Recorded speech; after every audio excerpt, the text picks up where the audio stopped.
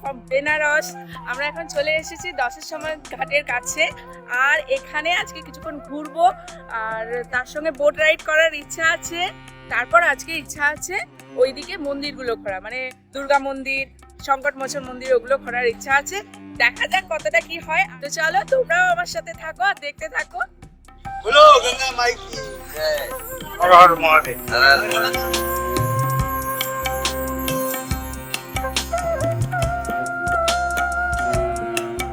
Boat চালক দাদার মতে শুধু সাইবেরিয়া থেকে আসা এই পাখিগুলোর নাম সিগাল। আর শীতকালে স্নিগ্ধ সুন্দর গঙ্গার এলোমেলোভাবে উঠতে থাকা এই পাখিগুলো যেন মন কেড়ে নিল। বেনারসে গঙ্গার পাড়ে মোট 84টা ঘাট রয়েছে, যার এক একটার ইতিহাস এক এক রকম। अरे दलभंगा घाट ये बिहार के राजा दलभंगा का किला था। इसमें होटल सूर्या ब्रिजनामा पहले से घाट में सबसे महंगा होटल है। আচ্ছা, एक दिन का 39,000 रुपया पड़ा, 39,000। আর এই হলো পান্ডে ঘাট। পঞ্চপাণ্ডব এই মন্দিরে কিছুদিন অজ্ঞাতবাসে ছিলেন হিমালয়ে যাবার পথে। ये राजा घाट बालाजी बाजीराव पेशवा का है, महाराष्ट्र। আচ্ছা। आपका पिक्चर है की बनी हुई है सनी देओल की खाना। हाँ आपका पिक्चर देखा होगा अगर, हाँ सनी देओल नहा करके इसी गेट के अंदर जाता है। अच्छा, ये नारद घाट है। हाँ यहाँ पे कोई स्नान नहीं करता है। यहाँ पे झगड़ा हो जाता है। यहाँ पे नारद जी ने श्राप दिया है। हाँ यहाँ पति पत्नी हो, सास बहू हो, ननद भौजाई हो, प्रेमी प्रेमिका हो, कितना भी घनिष्ठ प्रेम है, अगर हाथ पकड़ के डुबकी लगा लिया तो घर जाते ही झगड़ा होगा पक्का। কাশীতে দুইটি ঘাটে শবদাহ সৎকার করা হয়। একটি হলো হরিশ্চন্দ্র ঘাট, আর আরেকটি বিখ্যাত মণিকর্ণিকা ঘাট। এই ঘাটে চিতার আগুন কখনো শান্ত হয় না। কথিত আছে এখানে মৃত্যুর পর শবদাহ সৎকার করলে নাকি মোক্ষ লাভ হয়। আমাদের মাননীয় প্রধানমন্ত্রীজির উদ্যোগে তৈরি করা হয়েছে এই অপূর্ব সুন্দর কাশী বিশ্বনাথ করিডোর, ঠিক মণিকর্ণিকা ঘাটের পাশেই, যাতে পুণ্যার্থীরা গঙ্গা স্নান করে সহজেই পৌঁছে যেতে পারেন কাশী বিশ্বনাথ মন্দিরের গেট নাম্বার 1 কাছে। এটাই হলো বেনারসের সব থেকে গুরুত্বপূর্ণ ঘাট, দশাশ্বমেধ ঘাট। এখানেই সন্ধ্যাতে ওয়ার্ল্ড ফেমাস গঙ্গা আরতি হয়, যা দেখতে দেশ বিদেশ থেকে বহু মানুষ ছুটে আসে বছরের বিভিন্ন সময়। হয়ে গেল আমাদের বোট রাইড আজকের মতো। এখন যাব হচ্ছে আমরা লাঞ্চ করতে। আমরা এখন এসেছি বারাণসীর দাওয়াত হোটেলে। সব বেঙ্গলি খাবার নিয়েছি, ভাত, আলু ভাজা, এখানে পাঁপড় ভাজা, ডাল, ফিশ কারি।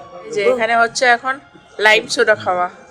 রাজ আমার ভালো বলেছি গো, এটা হ্যাঁ ভালো লেগেছে মা লাইম সোডাটা?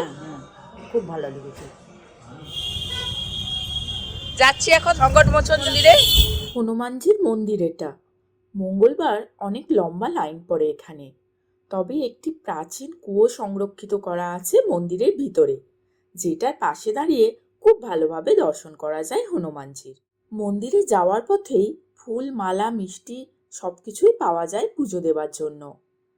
আর এটি হলো মন্দিরের গেট। ঢুকেই বাঁদিকে ক্যামেরা, ফোন সবকিছুই জমা দিয়ে দিতে হয়। হয়ে গেল আমাদের এখানে সংকটমোচন মন্দির দর্শন। ভিতরে ছবি তো অ্যালাউ নাই, তাই তোমাদের দেখাতে পারলাম না। চলে এসেছি ত্রিদেব মন্দিরে। এখানে ঢোকার মুখেই গেটটা কি সুন্দর করে সাজানো। মন্দিরের ভিতরেও খুব সুন্দর কারুকার্য লক্ষ্য করা যায়। আর মন্দিরের দেওয়ালে রাধাকৃষ্ণের অনেক কাহিনী ছবির আকারে বর্ণিত রয়েছে। ইনি খাটুশ্যামজি, অর্থাৎ যাকে ঘটোৎকচের পুত্র মানা হয়। হনুমানজি এবং মাতা সতী দেবীও এখানে অধিষ্ঠিত রয়েছেন। 3 দেবদেবীর আরাধনা হয় বলেই মন্দিরটির নাম রাখা হয়েছে ত্রিদেব মন্দির। আমরা এখন এসেছি তুলসীদাস মন্দিরে, চলো ভিতরে। দুই দিকে গাছ আর মাঝে এই শ্বেত পাথরের মন্দিরটি সকলের মন কাড়বেই। সেই ছোটবেলায় মা ঠাকুমার মুখে রামায়ণের গল্প শুনে এসেছি, আর আজ তারই রচয়িতা তুলসীদাসজির মন্দিরে এসে এক অন্য অনুভূতি হচ্ছে।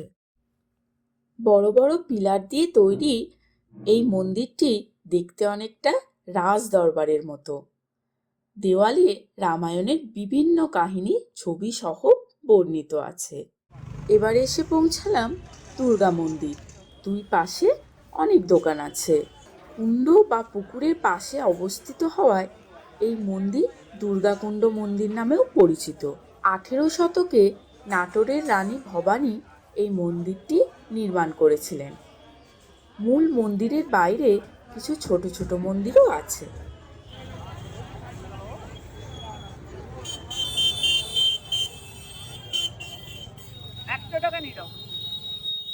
আজকে কাশি ভান্ডারে ভিড় দেখো শুধু। আমি অনেক কষ্ট করে দুটো চাট নিয়েছি, একটা পালাক আর একটা হচ্ছে পাপড়ি, অনেক কষ্ট করে মারপিট করে। আর ওদিকে দেখো শুধু ভিড়।